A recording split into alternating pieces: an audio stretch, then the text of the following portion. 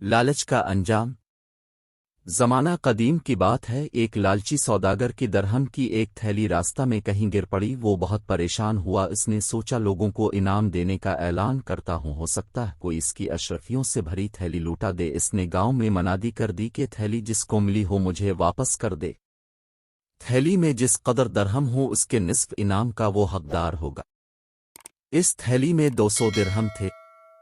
یہ تھیلی کسی جہاز کے ملاؤ کو ملی تھی۔ منادی سن کر وہ اس آدمی کے پاس گیا اور تمام واقعہ بیان کر کے کہا، اگر اس تھیلی کا مالک نصف یعنی 100 درہم حسب وعدہ دے تو اس کے بدلہ میں تھیلی واپس کرنے پر تیار ہوں، شرط یہ ہے کہ مجھے انعام پہلے مل جائے۔ جب تھیلی کی خبر سوداگر کو ملی، جو بڑا لالچی تھا، تو اس نے خیال کیا کہ کسی طرح سے میں انعام کی رقم نہ دوں اور میری پوری رقم مجھے مل جائے۔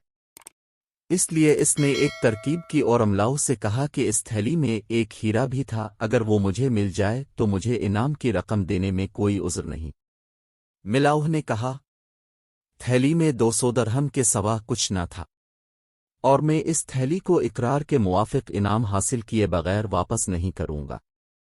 لیکن سوداگر نے کہا، میری درہم کی تھیلی میں ہیرا بھی تھا جو تم نے نکال لیا ہے، جس پر دونوں کی آپس میں تو تکرار شروع ہو گئی۔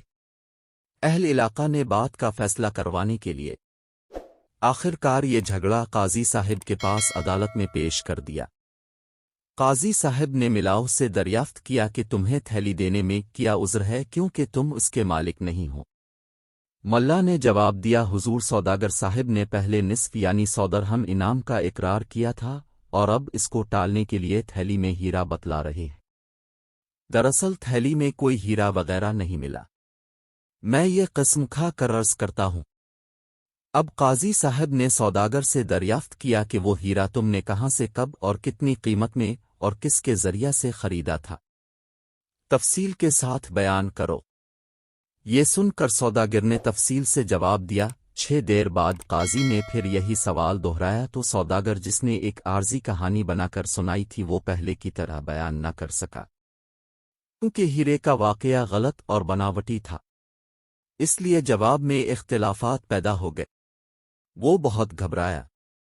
قاضی صاحب پر ظاہر ہو گیا کہ ہیرے کا واقعہ بناوٹی اور غلط ہے، اس لیے قاضی نے حکم دیا کہ سوداگر کی جو تھیلی کھو گئی ہے اس میں ایک ہیرا بیان کیا جاتا ہے اور ملاؤ کو بغیر ہیرے والی تھیلی ملی ہے۔ سوداگر کو چاہیے کہ وہ پھر منادی کریں اور تھیلی میں ہیرا ظاہر کریں، اور ملاؤ کو حکم ہوا کہ تم اس تھیلی کو اپنے پاس 40 دن تک رکھو، اس عرصہ میں اگر کوئی یہ تھیلی کا ثبوت پہنچا کر لے جائے تو بہتر، ورنہ پوری تھیلی پر تمہارا قبضہ ہوگا۔ بچوں ثابت ہوا کہ لالچ بری بلا ہے۔ سوداگر نے لالچ سے اپنے درہم بھی کھو دیے اور ہاتھ ملتا رہ گیا۔ اس کہانی میں سب کے لیے سبق یہی ہے کہ لالچ باری چیز ہے، ہم سب کو ہمیشہ اس سے دور رہنا ہے۔